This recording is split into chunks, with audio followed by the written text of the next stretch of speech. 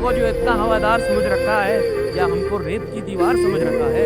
खुद को जो इतना हवादार समझ रखा है, क्या हमको रेत की दीवार समझ रखा है? हमने किरदार को कपड़ों की तरह पहना है, तुमने कपड़ों को ही किरदार समझ रखा है।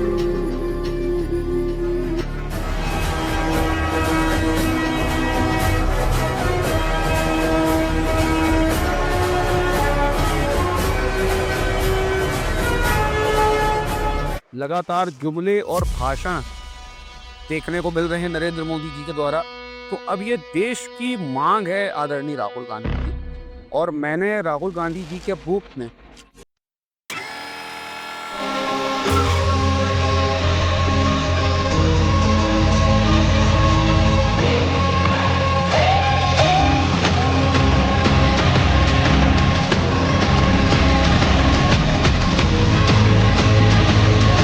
हमारे जो यूथ कांग्रेस के बब्बर शेर है,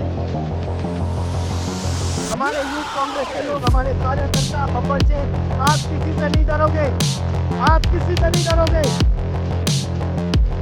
आप में कांग्रेस पार्टी का खून है, देशभक्ति का खून है।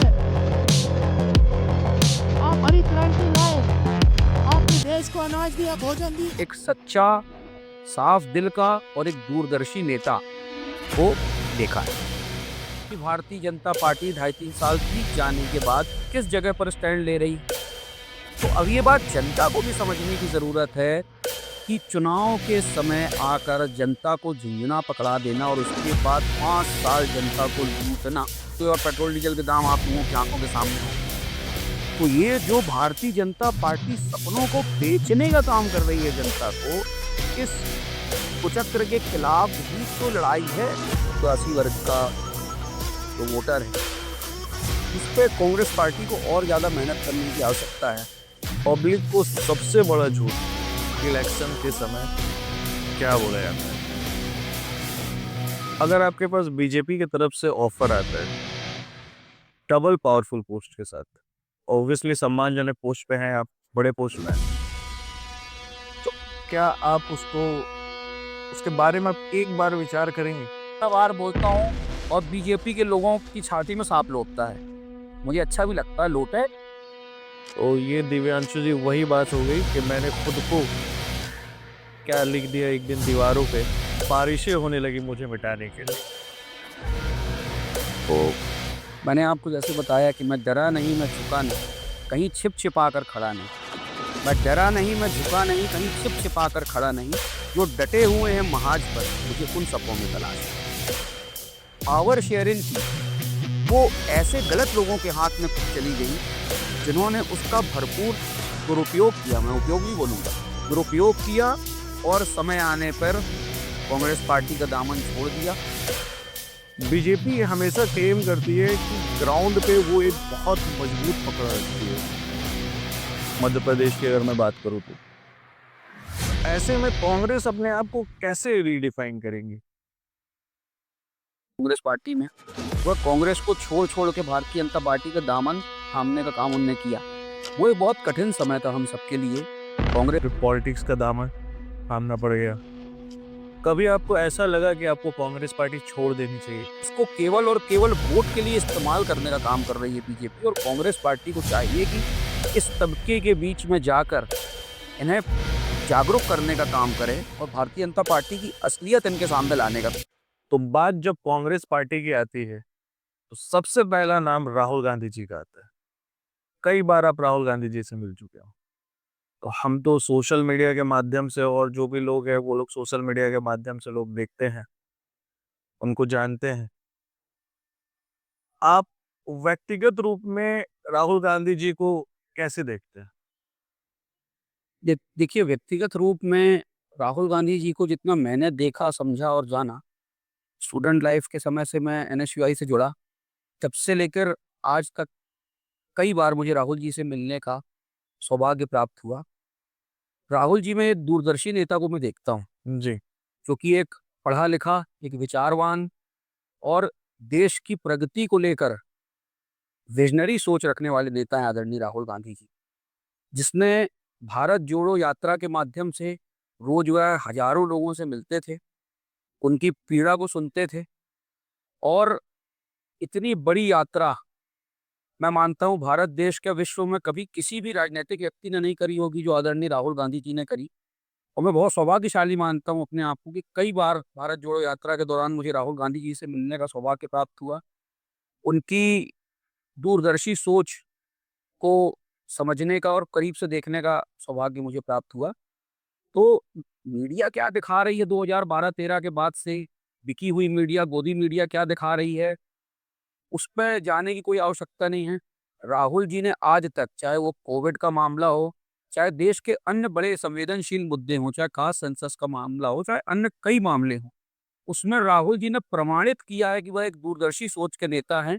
और राहुल गांधी जी जैसी दूरदर्शी सोच के नेता की ही इस भारत देश को ज़रूरत है, जो भारत देश की अर्थव्यवस्था लगातार पटरी से उतरती जा रही है। लगातार जुमले और भाषण देखने को मिल रहे हैं नरेंद्र मोदी जी के द्वारा।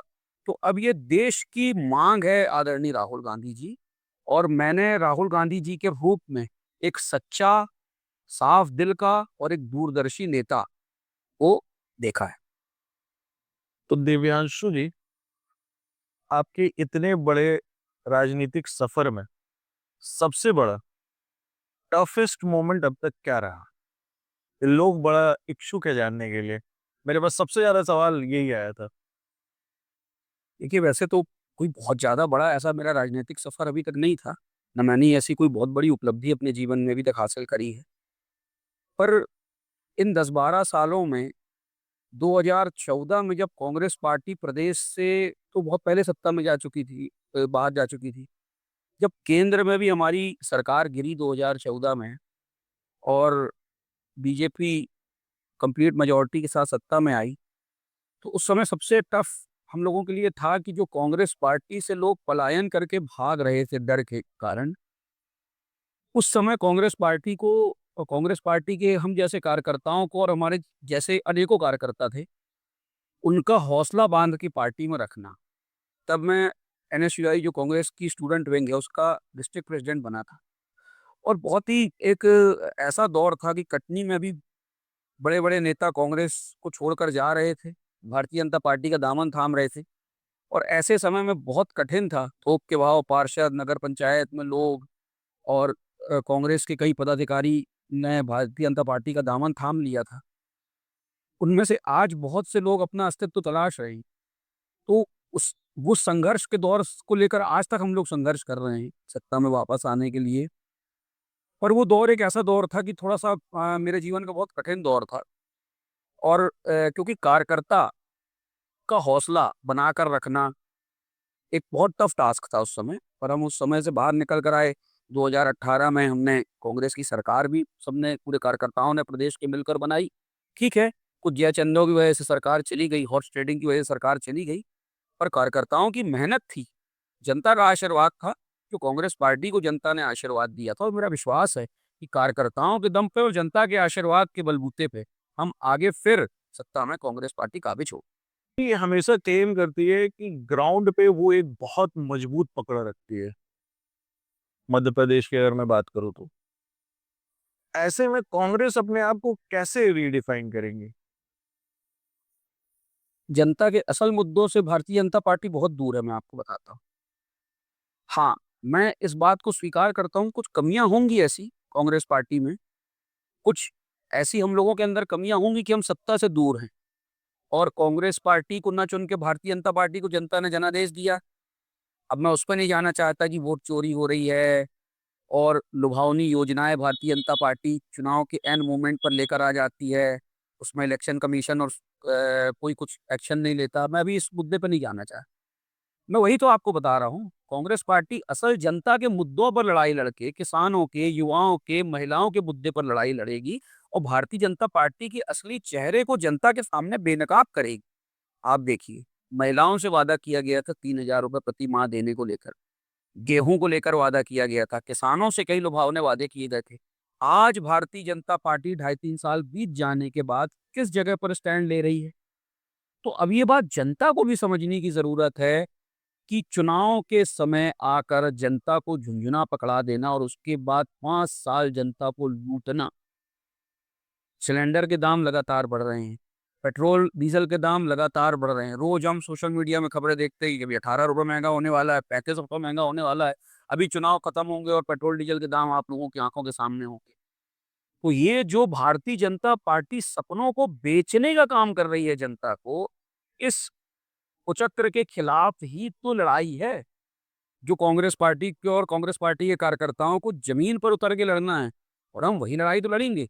आप बताइए, प्रत्येक वर्ष नरेंद्र मोदी जी ने युवाओं को रोजगार देने का वादा किया था। आज भारतीय जनता पार्टी के युवा जो भारतीय जनता पार्टी की मानसिकता से भी जुड़े हुए हैं, वो नरेंद्र मोदी, नरेंद्र मोदी, नरेंद्र मोदी जी की का गुणगान करते रहते हैं। कभी बेरोजगारी पे बात क्यों नहीं करते?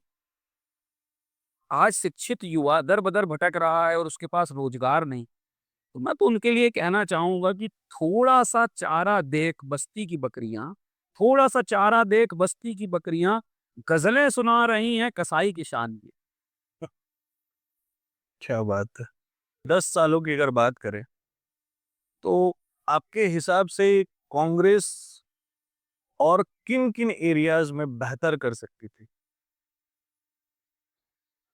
कांग्रेस का जो एक सबसे मजबूत वर्ग मैं मानता था, जो मैंने 10-12 साल में देखा, एसटी, एससी वोटर, आदिवासी वर्ग का जो वोटर है, उस पे कांग्रेस पार्टी को और ज़्यादा मेहनत करने की आवश्यकता है। आप देखिए, जो आदिवासी वर्ग का वोटर है, वो आज पूरे मध्य प्रदेश में चला जा रहा है। लगातार आदिवासी समाज के लोग आंदोलन कर रहे हैं। हर जगह आदिवासियों की ज़मीनों को छीनने का काम किया जा रहा है। आदिवासियों के हक को वंचित करने का काम आदिवासी समाज के लोगों को किया जा रहा है।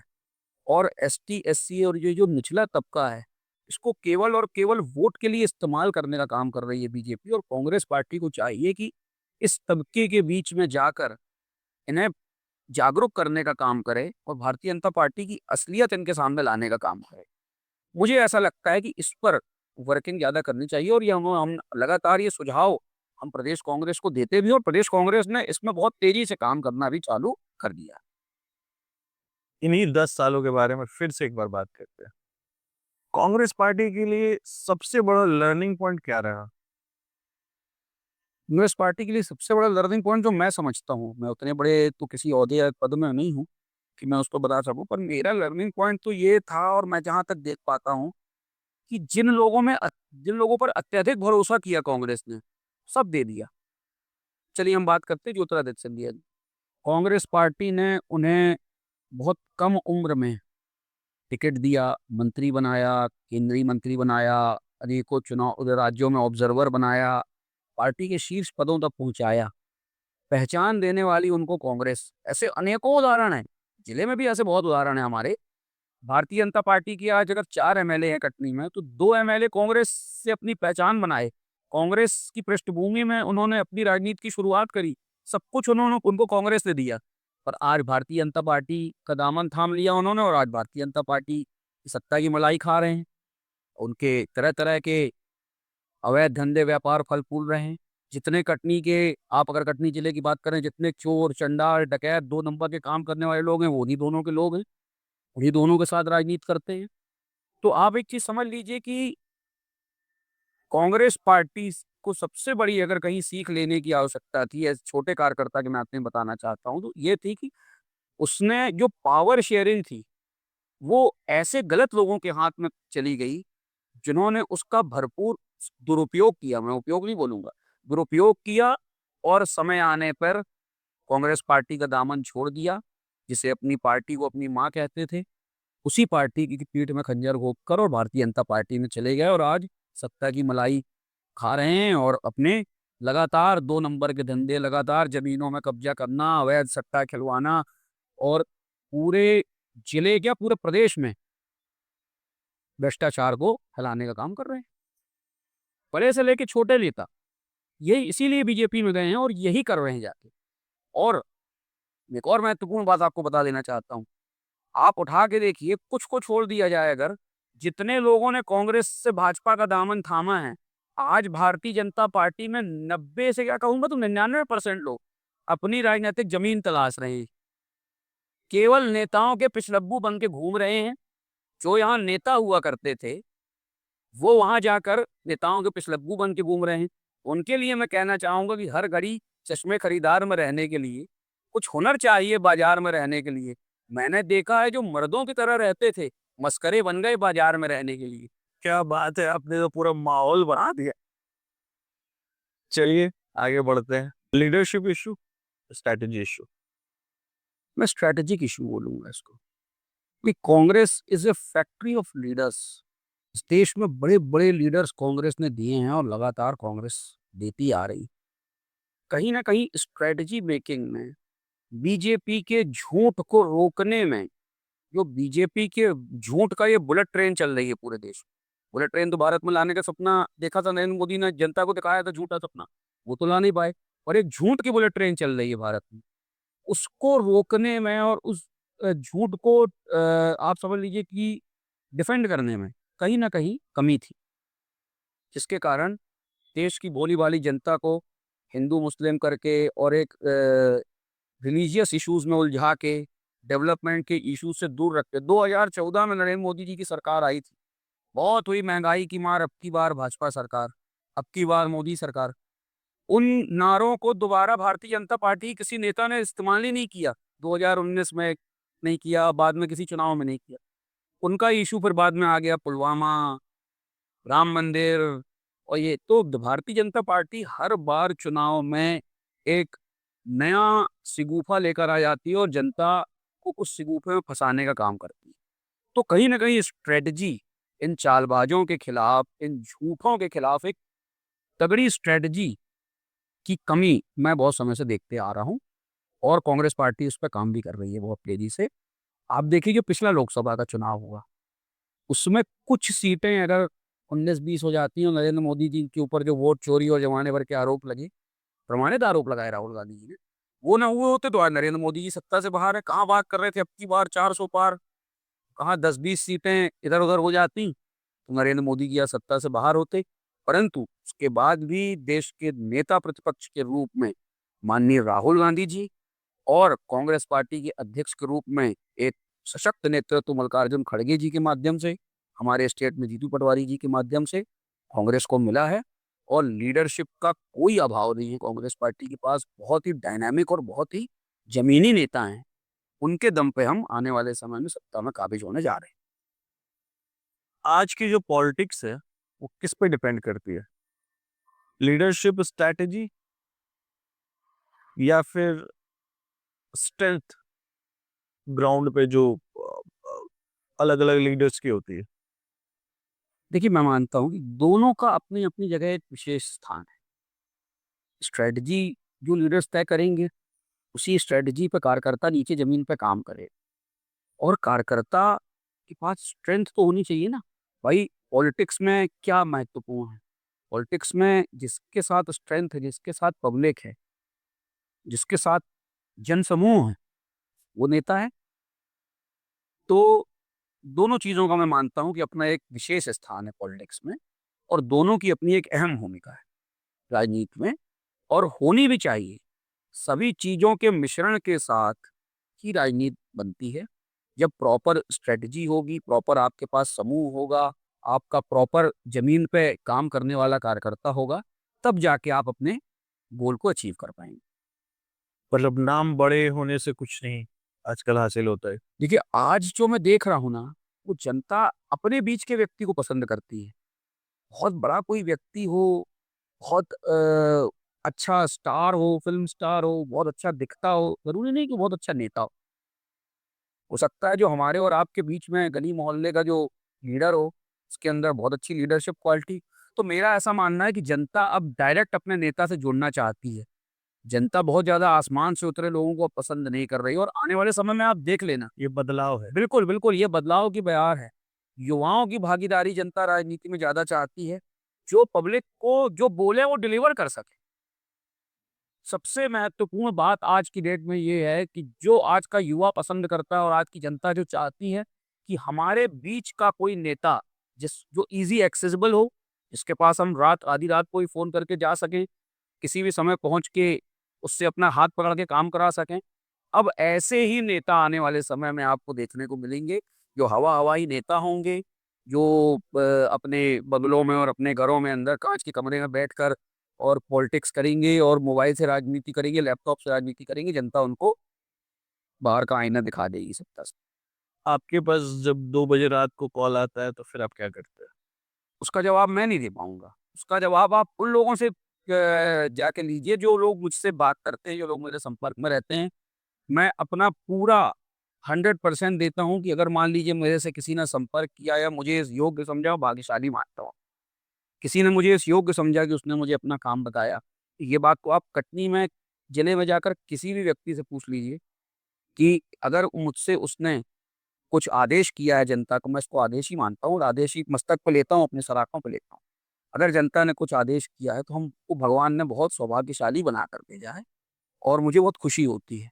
तो वह पूरा प्रयास हम और हमारी टीम करती है कि जो भी हमारे पास समस्या लेकर आ रहा है, उसका हम पूरी तत्परता के साथ और पूरी ईमानदारी के साथ निदान करने का प्रयास करें। देखिए, ये सवाल मैंने आपसे इसलिए पूछा था क्योंकि भैया आप स्टेट सेक्रेटरी हैं यूथ कांग्रेस के। ये छोटा-मोटा पद नहीं होता है और एक पद मिलने के बाद बदलाव कहीं न कहीं लोगों को महसूस होता है। तो वही मैं ज़रा आपके माध्यम से लोगों को ये बताना चाहता था कि आपका व्यक्तिगत क्या रूप होता है उस वक़्त? मैं आपको बता देना चाहता हूँ भैया कि मैं तो अपने आप को सबसे छोटा पदाधिकारी मानता हूँ यूथ कांग्रेस का हूँ ही। मैं यूथ कांग्रेस का जिला अध्यक्ष भी था, एनएसयूआई का जिला अध्यक्ष भी था, एनएसयूआई में राष्ट्रीय समन्वयक भी था। अब वर्तमान में यूथ कांग्रेस स्टेट का सेक्रेटरी हूँ। जबलपुर का मुझे प्रभार मिला है, तो अपने प्रभार क्षेत्र में जो भी मैं जाके कर सकता हूँ, वो करने का प्रयास करता हूँ और कटनी में जो जनता के प्रति मेरी नैतिक ज़िम्मेदारी है कि अगर मान लीजिए कुछ लोग मुझ पर भरोसा करते हैं, मुझसे कुछ उम्मीदें करते हैं, कि मैं उन उम्मीदों पे खरा उतरूँ। एक किसी भी नेता का, चाहे नेता छोटा हो, चाहे नेता बहुत बड़ा हो, हम सब जनता से हैं। अगर हमारे साथ जनता का साथ है, अगर हम जनता के लिए काम कर रहे हैं, तो हम लीडर हैं, नहीं तो हम काहे के लीडर हैं? तो बिल्कुल। सबसे बेसिक बात अगर लीडरशिप में कुछ है, तो वो है पब्लिक। पब्लिक का काम अगर नेता कर रहा है, तो वो नेता किसी भी पार्टी का नेता हो, आइदर बीजेपी और कांग्रेस। अगर नेता से दूरी बना जनता से आपने दूरी बना ली है, तो आप नेता नहीं हो, आप हवा-हवाई नेता हो। सबसे महत्वपूर्ण है कि अगर हम यूथ कांग्रेस के पदाधिकारी हैं और हम युवाओं की लड़ाई नहीं लड़ रहे, तो हमारे यूथ कांग्रेस से किसी भी पद पे होने का कोई औचित्य नहीं है। और अगर हम छोटे से पदाधिकारी हैं और जनता के लिए तत्परता से काम कर रहे हैं और मुस्तैदी से जनता की लड़ाई लड़ रहे हैं, तो हम अपने आप को सफल मानते हैं या कोई भी नेता अपने आप को सफल माने। जनता आपको मानती है क्योंकि मैंने कुछ लोगों के फ़ोन में आपके नंबर को बॉस से सेव होते हुए देखा है। तो कहीं न कहीं दिल में जगह तो आपने बना लिया। चलिए अब ख़ैर आगे बढ़ते हैं। बिल्कुल नहीं, मैं आपकी बात को बिल्कुल नकारता हूँ। सब मेरे भाई हैं। ये बॉस और ये राजा-महाराजा वाली पॉलिटिक्स से कांग्रेस पार्टी बहुत दूर है। बीजेपी में होती होगी, नहीं होती होगी मुझे नहीं पता। नहीं, आप शायद मेरा संदर्भ समझ नहीं पाए। जी, वो प्यार है उनका। मैं तो ऐसे ना किसी को मानता हूँ, ना मैं ऐसे मैं आपको बताया। मैं कांग्रेस पार्टी का बहुत ही सामान्य कार्यकर्ता हूँ। अंशु भैया हैं, रात को 2 बजे हो, 3 बजे हो, 1 बजे हो, अंशु भैया हैं, हाँ, खड़े हैं। हाँ, ये मैं मान सकता मेरा संदर्भ वही हूँ। हाँ, बस। इस बात को तो मैं अपने आप को बिल्कुल गौरवान्वित महसूस करता हूँ। हाँ, ये प्यार तो है युवाओं का। ये प्यार तो है रजनी में लोगों का जो मुझसे जुड़े हैं, जो मुझसे प्यार करते हैं और मैं जिनके लिए काम करता हूँ। मैं किसी के ऊपर नहीं, कुछ नहीं, मैं तो केवल एक सेवक के रूप में, एक भाई के रूप में, एक साथी के रूप में कटनी में काम करना चाहता हूँ। कोई आपको कटनी में ऐसा नहीं मिलेगा, ये बोलेगा कि हम किसी के अंडर में हमारे साथ ऐसा कहीं कुछ भी कोई भी एटमॉस्फियर हमारे पूरे पॉलिटिकल इकोसिस्टम में नहीं है। हम सब एक-दूसरे के सुख-दुख में शामिल होते हैं, जनता के लिए काम करते हैं, बैठ के रणनीति तैयार करते हैं और बस इसके सिवा हमारा कोई मूल उद्देश्य नहीं होता। आप कहीं भी हम लोगों को कुछ अनैतिक कार्यों में नहीं पाएँगे या हमारे किसी साथी को कदापि नहीं। हम जनता से हैं, जनता हमारे साथ है और हमको आगे भी जनता के लिए काम करना है। पार्टी में इलेक्शन को लेकर के किस तरीके के इंटरनल डिसीजंस लिए जाते हैं या किस तरीके के इंटरनल डिस्कशंस होते हैं? थोड़ा बताइए ज़रा। हमारी पार्टी तो एक लोकतांत्रिक पार्टी है। पार्टी में पदों को लेकर भी यूथ कांग्रेस और एनएसयूआई में इंटरनल इलेक्शंस होते हैं। वो इंटरनल इलेक्शन इसलिए भी होते हैं और मैं मानता हूँ राहुल गांधी जी की सोच बिल्कुल सही है। वो हमारे जैसे अनेकों युवा एनएसयूआई और यूथ कांग्रेस का इलेक्शन लड़के आज कांग्रेस पार्टी की मुख्य धारा में आए। पहले ऐसा हुआ करता था कि नेता पुत्र या बड़े-बड़े अप्रोच वाले लोग कांग्रेस के बड़े पदों में यूथ कांग्रेस और एनएसयूआई में आते थे। अब बिल्कुल पारदर्शी सिस्टम है। आप मेंबरशिप करिए, कांग्रेस पार्टी में यूथ कांग्रेस एनएसयूआई का इंटरनल इलेक्शन लड़िए और जिस भी पद में आप आना चाहते हैं। मैं मध्य प्रदेश में प्रदेश सचिव पद पर निर्वाचित हुआ हूँ। कटनी में अभी तक जब से इलेक्शन चल रहे हैं यूथ कांग्रेस में, पहला प्रदेश सचिव होऊँगा, जो प्रदेश का पदाधिकारी कटनी से निर्वाचित हुआ। ऐसा ही यूथ कांग्रेस में था। मेरे ब्रदर लोकसभा के अध्यक्ष बने, मैं यूथ कांग्रेस का अध्यक्ष बना जिले का। एनएसयूआई में मैं 2 बार इलेक्टेड डिस्ट्रिक्ट प्रेज़िडेंट था। तो मैं ये मानता हूँ कि राहुल गांधी जी की ये सोच बहुत दूरदर्शी सोच है। नए युवाओं को बहुत तेज़ी से मौका देने का काम किया है राहुल गांधी जी। जी। पॉलिटिक्स में काम करते-करते कभी कोई ऐसा आपके पास चैलेंजिंग फ़ेज़ आपने देखा जिसको आप शेयर करना चाहेंगे? देखिए चैलेंजेस तो रोज़ फेस करते हैं हम लोग। मतलब जान का डर। नहीं वैसा तो कुछ भी नहीं है। बट रोज़ एक नए चैलेंजेस हम फेस करते हैं। हम कोई इश्यूज़ उठाते हैं, हम कोई मुद्दा उठाते हैं, उस पे लड़ते हैं, तो दूसरी तरफ से भी पलटवार होता है। हमको पता होता है कि हम सही हैं, तो भी सामने वाला सत्ता के अहंकार में, सत्ता के दंभ में, अपने सत्ता और अहंकार के दम पे चीज़ों को मैनेज करने का प्रयास करता है। तो हमारा ये एक उद्देश्य भी है और हमको ये करना भी चाहिए कि बोलना चाहिए, अपनी आवाज़ बुलंद करनी चाहिए। और एक बहुत ही मशहूर शायर का शेर है कि मैं इसलिए भी ज़िंदा हूँ कि मैं बोल रहा हूँ। मैं इसलिए भी ज़िंदा हूँ कि मैं बोल रहा हूँ, ये दुनिया किसी गूंगे की कहानी नहीं लिखती। तो सबसे बेसिक बात ये है कि हमें अपनी आवाज़ बुलंद करनी है, हमें बोलना है, मुद्दों पे खुल के हमें अपनी बात रखनी है। जनता वही चाहती है हमसे, जनता विपक्ष से यही उम्मीद करती है कि विपक्ष मुखरता के साथ अपनी आवाज़ उठाए, जनता की आवाज़ बने। तो वो काम है और वो हम लगातार कर रहे हैं और करते भी रहेंगे अपनी लाइफ टाइम जब तक पॉलिटिक्स में। सबसे बड़ा डर क्या होता है पॉलिटिक्स में? पॉलिटिक्स में मैं मानता हूँ डर जैसी कोई चीज़ होनी नहीं चाहिए और मेरे साथ तो नहीं है। दुनिया के साथ किन बातों का डर है, मैं नहीं जानता। पर मेरे साथ डर जैसी कोई भी चीज़ नहीं है। ईश्वरवादी हमें होना चाहिए, ईश्वर से डरना चाहिए, सत्कर्म करने चाहिए। अपने आप के प्रति आंसरेबल होना चाहिए कि हमने कोई ऐसा काम तो नहीं किया, जो कि अच्छे कामों की श्रेणी में नहीं आता या जनता के साथ कोई ऐसा बड़ा धोखा तो नहीं कर रहे हैं हम। अपने साथ, खुद के साथ तो धोखा नहीं कर रहे हैं हम। तो मैं मानता हूँ कि डर की राजनीति में कोई भी जगह नहीं है। संगठन में, पार्टी में, जनता के साथ, अपने लोगों के साथ डर जैसा माहौल नहीं है। जो डरता है, वही डराता है। आज आप देखिए देश में एक डर का माहौल बनाया जा रहा है कि अगर आप इस पार्टी को वोट नहीं देंगे, तो एक व्यक्तिगत एक एक एक स्पेसिफिक कौम हावी हो जाएगी, कुछ लोग हावी हो जाएंगे। ये डर का माहौल बनाया जा रहा है वोट देने के लिए। तो जो डरता है अंदर से वही दूसरे को डराता है। जो किसी से नहीं डरता, वो ना डरता है और ना डराता है किसी को। तो डर का कोई स्थान नहीं या राजनीति में। पॉलिटिक्स में? नो, डर का कोई स्थान नहीं राजनीति में। जी। ये मैंने आपसे इसलिए पूछा क्योंकि जो लोग पॉलिटिक्स जॉइन करना चाहते हैं, उनके मन में बहुत तरीके के सवाल होते हैं। तो आपके माध्यम से थोड़ा उनको क्लैरिटी भी मिलेगा। मैं इस देश के, इस कटनी के, प्रदेश के उन सब युवाओं को आपके चैनल अमेज़ न्यूज़ के माध्यम से बोलना चाहता हूँ कि एक बहुत ही पारिवारिक माहौल है Congress party, youth Congress, NSUI. अगर आप स्टूडेंट हैं, तो आप एनएसयूआई से जुड़िए। अगर आप महिला हैं, गृहिणी हैं, तो आप महिला कांग्रेस जॉइन करिए। आप युवाओं की आवाज़ बनना चाहते हैं, तो आप यूथ कांग्रेस के माध्यम से कांग्रेस में आइए। और कांग्रेस पार्टी जो इस देश को आज़ादी दिलाने वाली पार्टी है, उससे जुड़कर, उसके विचारों से जुड़कर, महात्मा गांधी, जवाहरलाल नेहरू, भगत सिंह, इनके विचारों से जुड़कर और अपने समाज में, अपने शहर में, अपने प्रदेश में, अपने देश में एक बदलाव करने का प्रयास करिए। और मैं सभी युवाओं को आमंत्रित करता हूँ कि आएँ वो युवा कांग्रेस और एनएसयूआई का दामन थामें, कांग्रेस पार्टी का दामन थामें और इस देश में बदलाव की एक नींव रखें और इस देश को मैदानी स्तर पर प्रगति की ओर ले जाने का काम करें। अगर आपके पास बीजेपी की तरफ से ऑफर आता है, डबल पावरफुल पोस्ट के साथ, ऑब्वियसली सम्मानजनक पोस्ट पे हैं आप, बड़े पोस्ट पे हैं, तो क्या आप उसको उसके बारे में आप एक बार विचार करेंगे? आधा फिर सेकंड भी नहीं सोचूंगा कभी। उसका कारण ये है कि भारतीय जनता पार्टी में मैं मेरी विचारधारा ही नहीं है भारतीय जनता पार्टी की। मेरी वो सोच ही नहीं है। मैंने अपने आप को कांग्रेस पार्टी की विचारधारा में ढाल दिया है। मैं कांग्रेस पार्टी में हूँ, बहुत खुश हूँ। छोटे बड़े पद तो आते जाते रहेंगे।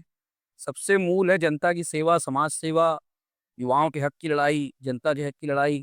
वो हम कांग्रेस में बहुत बखूबी लड़ ले रहे हैं, कर ले रहे हैं। भारतीय जनता पार्टी ने ना मुझे कभी वैसे अप्रोच किया नहीं है, और मैं इतना बड़ा लीडर भी नहीं हूँ कि वो मुझे अप्रोच करें। अगर भविष्य में कभी जनता के आशीर्वाद से कुछ बन पाया और भारतीय जनता पार्टी ने अप्रोच किया तो मैं उनसे दूर से हाथ जोड़ूं। आप एक आम इंसान से पॉलिटिक्स में आपकी एंट्री कैसे हुई? आपकी लाइफ का कोई टर्निंग पॉइंट वैसा आया कि आपको फिर पॉलिटिक्स का दामन थामना पड़ गया? मेरे ब्रदर आशुतोष मनो दीक्षित जी कटनी के एक बहुत डायनामिक यूथ लीडर थे, आज भी हैं। और यूथ में उनकी एक अलग पहचान है आज भी। यूथ उनसे डायरेक्ट कनेक्ट होता है, उनके विचारों को सुनता है, और विचारवान व्यक्ति हैं। उन्होंने राहुल गांधी जी के रास्ते को चुना। यूथ कांग्रेस का इलेक्शन लड़ा। यूथ कांग्रेस का इलेक्शन लड़के राहुल गांधी जी के सिस्टम के माध्यम से लोकसभा के अध्यक्ष बने। उनके साथ हम लोगों ने कांग्रेस में एंट्री ली, और एनएसयूआई के माध्यम से, national students union of India, जो कांग्रेस की फुलवारी कही जाती है और देश का सबसे बड़ा ऐसा संगठन जिसने बड़े बड़े लीडर्स दिए देश को, एनएसयूआई, उसके माध्यम से मैं कॉलेज में पॉलिटिक्स में आया। फिर लगातार स्टूडेंट्स के इशू उठाते उठाते यूथ के इशू उठाए, किसानों के मुद्दे उठाए, सड़कों के लिए आंदोलन किया, बिजली के लिए आंदोलन किया। तो जो युवाओं का, जो जनता का प्यार मुझे कटनी में मिला, उससे मैं अभिभूत होता चला गया, और मुझे मेरा राजनीति के प्रति रुझान बढ़ता चला गया और प्रेम बढ़ता चला। केवल उसमें कटनी की जनता का, कटनी के मेरे साथियों का, मेरे दोस्तों का, मेरे परिवार का जो आशीर्वाद मुझे मिला, जो प्रेम मुझे मिला, उस प्रेम से मैं इतना अभिभूत हूँ, इतना प्रसन्न रहता हूँ मैं, कि मुझे जनता की लड़ाई लड़ने में अच्छा लगता है बहुत। और आज मैं बहुत ही कंफर्टेबल हूँ कांग्रेस पार्टी के साथ और यूथ कांग्रेस के साथ पॉलिटिक्स करने के लिए, कि मुझे जनता के मुद्दे उठाने का मौका मिलता है। और मेरी छोटे-छोटे प्रयासों से अगर जनता में कोई बड़े बदलाव आते हैं, तो मुझे बहुत अच्छा लगता है मेरी टीम के साथ ये काम करने में, और ये काम मैं निरंतरता से करता रहूँ। जी। फिर आपको ऐसा लगा कि आपको कांग्रेस पार्टी छोड़ देनी चाहिए? आज पॉलिटिक्स से संन्यास ले लेना चाहिए? आज दिन तक और आगे के मेरे जितना भी जीवन ईश्वर ने दिया है, मुझे कभी ऐसा नहीं लगा और कभी ऐसा आगे लगेगा भी नहीं। क्योंकि मैं उस पार्टी के साथ हूँ जिस पार्टी ने देश को आज़ादी दिलाने का काम किया है। देखिए, हर पार्टी में कुछ गलतियाँ होती हैं, कुछ डिसीजन टेकिंग में समस्या होती है। विपक्ष के बहुत लोकप्रिय नेता अटल बिहारी वाजपेयी जी बोला करते थे कि यदि आप अपनी पार्टी की गलतियाँ भी नहीं गिना रहे हैं, तो आप पार्टी प्रेमी या देश प्रेमी नहीं हैं। हम सब पहले, सबसे पहले असल देश रही है। तो देश प्रेमी होने के नाते अगर हम अपनी पार्टी के डिसीजंस और पार्टी की अगर कोई गलतियाँ हैं, उसको उचित फोरम में उठाना, सार्वजनिक बोलना तो अनुशासनहीनता में आ जाएगा। बिल्कुल। तो उचित फोरम में उठाना, हम सब उठाते हैं उचित फोरम में। हम अपने प्रदेश अध्यक्ष जी से, राष्ट्रीय अध्यक्ष जी से इस बारे में चर्चा करते हैं कि ये चीज़ें सही नहीं हुई, ऐसी नहीं है, इसको इस तरीके से होना चाहिए। हम अपने सुझाव उन तक रखते हैं। हमारी पार्टी में एक पारदर्शिता है। हमारी बातें, अपनी बातें हम रख सकते हैं अपने नेताओं के सामने। ठीक है, कभी-कभी कोई ऐसे डिसीजंस हो जाते हैं जिन डिसीजंस को कार्यकर्ता स्वीकार नहीं करता। बट एज़ ए कांग्रेसमैन मुझे ऐसा कभी भी फ़ील नहीं हुआ कि मुझे कांग्रेस छोड़ देना चाहिए या बीजेपी का दामन थाम लेना चाहिए, ऐसा बिल्कुल भी नहीं हुआ, और आगे भी ऐसा बिल्कुल नहीं होगा। हम संघर्ष करने वाले लोग हैं। भगत सिंह जी, सुखदेव और राजगुरु जी के बताए हुए रास्ते पर चलने वाले लोग हैं, महात्मा गांधी के अनुयायी हैं। तो हम लोगों के मन में ऐसा कोई विचार नहीं आया, ना कभी जीवन में आए। हाई कमांड का कैसा सपोर्ट रहता है? मैं मेरे राजनीतिक जीवन में आज तक मुझे कांग्रेस पार्टी के शीर्ष नेतृत्व का भरपूर आशीर्वाद मिला। मेरे काम की सराहना होती है, मेरी बात को सुना जाता है पार्टी में। मैंने अगर मान लीजिए कोई सुझाव दिया, उस सुझाव को गंभीरतापूर्वक पार्टी विचार करती है। तो मैं बहुत, मतलब आपको बिल्कुल ओपन, बिल्कुल खुले दिल से बोल रहा हूँ, मैं अपनी पार्टी के शीर्ष नेतृत्व से बहुत संतुष्ट और खुश हूँ। और ऐसा मानता हूँ कि जिस तरीके का पारिवारिक माहौल और जिस तरीके का आज संघर्ष सड़कों पर कांग्रेस कर रही है उतर के, चाहे हमारी यूथ कांग्रेस हो, सेवा दल हो, महिला कांग्रेस हो, एनएसयूआई हो, सारे संगठन, सारे फ्रंटल ऑर्गेनाइजेशन, सारे विंग जिस प्रकार का संघर्ष कर रहे हैं वो एक खूबसूरती के साथ सामने आएगा और जनता में कांग्रेस की एक्सेप्टेंस बढ़ रही है। और इस एक्सेप्टेंस के बल पे, जनता के आशीर्वाद से हम आने वाले समय में मध्य प्रदेश में सरकार बनाएंगे और कटनी में भी रिजल्ट आप देखिएगा बहुत अच्छे हैं। क्या बात है। आखिरी सवाल, पब्लिक को सबसे बड़ा झूठ इलेक्शन के समय क्या बोला जाता है? हजारों करोड़ रुपए के लुभावने वादे किए जाते हैं, उस पर जाकर मीडिया को पूरे 5 साल उन नेताओं से प्रश्न करना चाहिए कि आपने 800, 900, 1000 करोड़ रुपए की घोषणाएं करी थी, चुनाव जीतेंगे, ये बना देंगे, वो पुल बना देंगे, इतना विकास कर देंगे, अमेरिका जैसी सड़कें हो जाएंगी, स्कूलों में व्यवस्थाएं हो जाएंगी, कॉलेजेस में कोर्स चालू हो जाएंगे, मेडिकल कॉलेज, इंजीनियरिंग कॉलेज, अच्छी सड़कें। मतलब जब आप उनका घोषणा पत्र पढ़ेंगे तो आपको लगेगा कि यार इनके जीतने के बाद तो मतलब हमारी दुनिया ही बदल जाएगी। पर वो जीत जाते हैं, यानी मैं तो बोलूंगा बीजेपी बहुत समय से जीत रही है तो उसी के लिए बोलूंगा।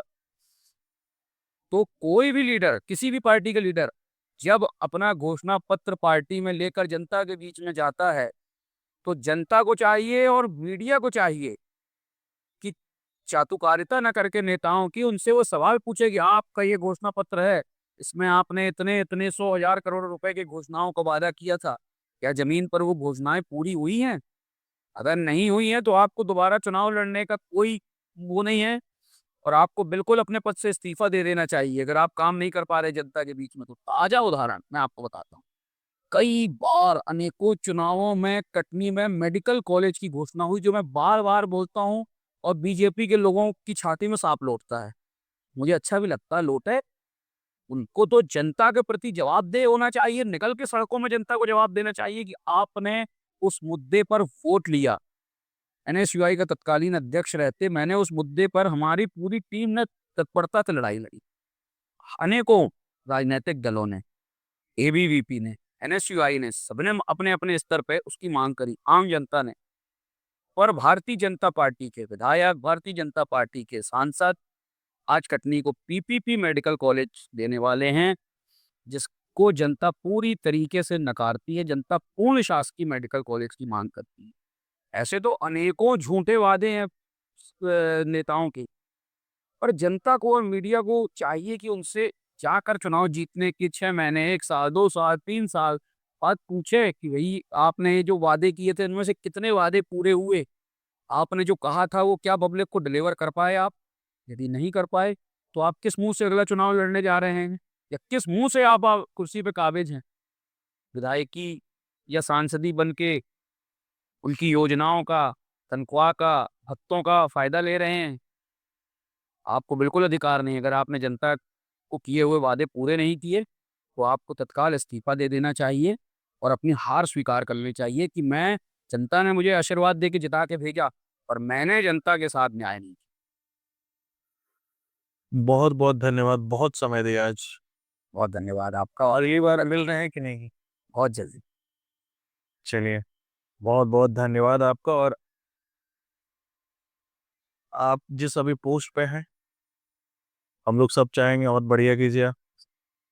प्रयास करूंगा हमें से। बिल्कुल। धन्यवाद। Thank you so much. Welcome.